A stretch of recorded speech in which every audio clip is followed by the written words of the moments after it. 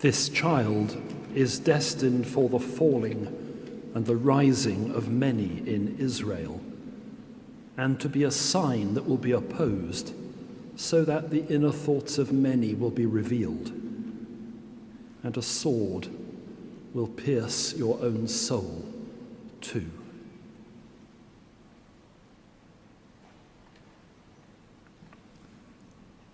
The story goes that at the end of the 10th century, Prince Vladimir of Ukraine, uncertain as to which Christian denomination he should commit his people, sent emissaries around Europe to experience the worship of different nations. In Germany, they reported, they found no glory. But in the Church of the Holy Wisdom in Constantinople, they were brought to their knees in wonder. We knew not whether we were in heaven or on earth, they reported. We only know that God dwells there among men.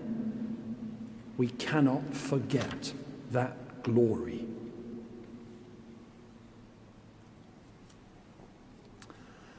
I was reminded of that story when I met Maria 12 months ago at the girls' school in the occupied West Bank, where she is the headmistress.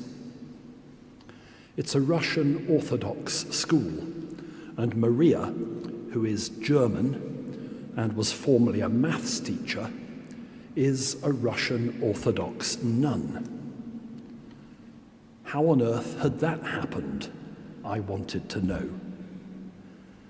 Mother Maria, as she is now known, told me that as a teenager, she had longed to meet God and had set out to do so. She had tried the Lutherans. She had tried the Roman Catholics. She had tried various Protestant churches. Nowhere had she met God. She was on the verge of lapsing back into the atheism of her family when a friend invited her to attend the Orthodox liturgy of Easter. And that was it. God met me, she said. She was baptized in the Orthodox Church. She became a nun. She tried life in a convent in Greece, and she eventually arrived in Jerusalem. Her plan was to devote her life to prayer and to what the Orthodox call hesychia, contemplation. But as the saying goes, if you want to make God laugh, tell him your plans. A vacancy emerged for the headship of her community's school, and she was the obvious candidate to fill it. The stories we tell about ourselves are important, whether they are the stories of a nation, how Ukraine became Orthodox, or stories of an individual, how Maria became an Orthodox nun. Stories connect with our hearts, making them leap with joy or grow heavy with despair. They communicate truths of human longing and divine discovery. And they do all this in ways that will always elude the concise prose of reports and analyses. Stories have power. The Arabic-speaking world celebrates Mother's Day rather than Mothering Sunday, and I met Mother Maria when I was invited to attend her kindergarten's celebratory performance. It was tear-jerkingly wonderful. Little Palestinian girls singing, dancing, waving to their mothers, and addressing their audience in Russian, Arabic, and English. They are so confident, I said to Maria.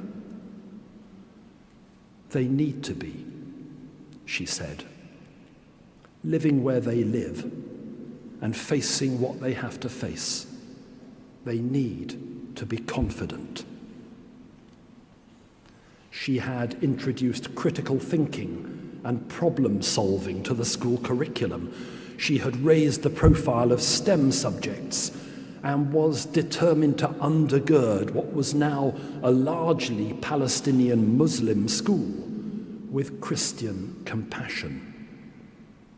Maria was trying consciously to rewrite her girl's national story of occupation, dispossession, exile, and war with a new story of courage and resilience and hope.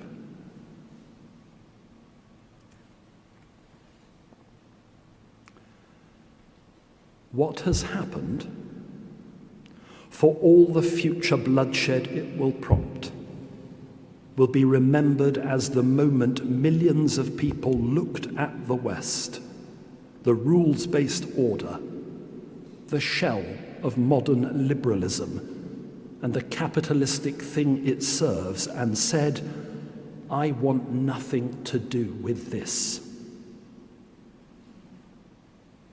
Omar el-Akkad, the Egyptian-born author, has written a searing new book about the national story to which many of us probably subscribe, which many of us probably tell, and of which many of us are probably proud.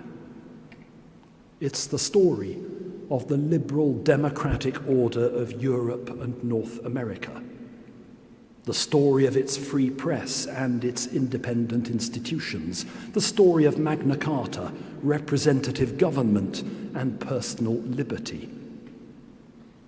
It's the order in which el-Akkad has lived since leaving the Middle East with his family as a young man. And it's the order which he believes has perished in the slaughter of Gaza. El-Akkad contends that the West cannot possibly be what it claims to be, because its leaders and its institutions have comprehensively failed to end what he unhesitatingly describes as genocide. One day, he writes, one day when it's safe, when there's no personal downside to calling a thing what it is, when it's too late to hold anyone accountable, everyone will have always been against this. Liberal democracy professes regret that, for example, Mother Maria's girls will grow up with armed soldiers, checkpoints, and arbitrary detention.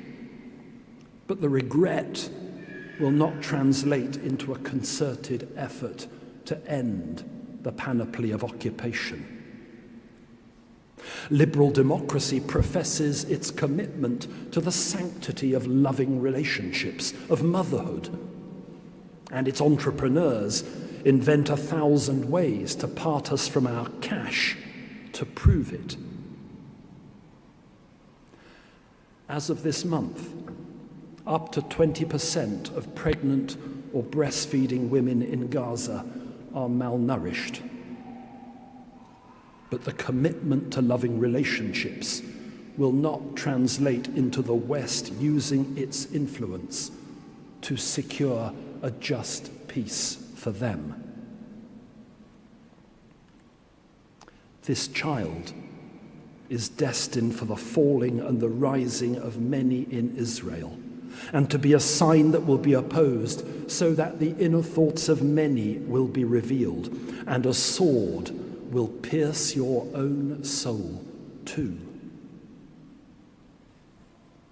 Simeon's words articulate the story upon which liberal Western democracy was built It's the story of God, who created humanity in love, and the story of God who redeemed humanity in love. It's the story of the sacred character of this precious earth. It's the story of the child Moses, plucked from among the bulrushes and cared for in the palace of the oppressor. It's the story of God making God's self vulnerable in Jesus. It's the story that cannot endure the loss of even one mother's child, and certainly not the 14,000 children who have been killed in Gaza since the beginning of the war. And the tragedy is that it's a story that our leaders and our institutions are forgetting. Mainstream European culture is hurtling forward, writes the public theologian Rupert Short, largely without the fuel that Christianity has historically supplied, largely without the story. And this matters. When there is no story to teach that every mother's child is born in the image and likeness of God, then the assertion that all children are born equal is just that. It's an assertion that the evidence doesn't appear to support and that can be easily contested. What is the public square of the Western world without the story of Jesus Christ? At best, a framework of law upheld by the well-meaning, ultimately a contested arena in which those with deep pockets, loud voices, and well-equipped armies hold sway. We've forgotten the story. We've lost the plot. We're on the brink of Passiontide, when we'll tell the story again, the story of who we are and why we are, the story of where we're from and where we're going, and the world desperately needs to hear it.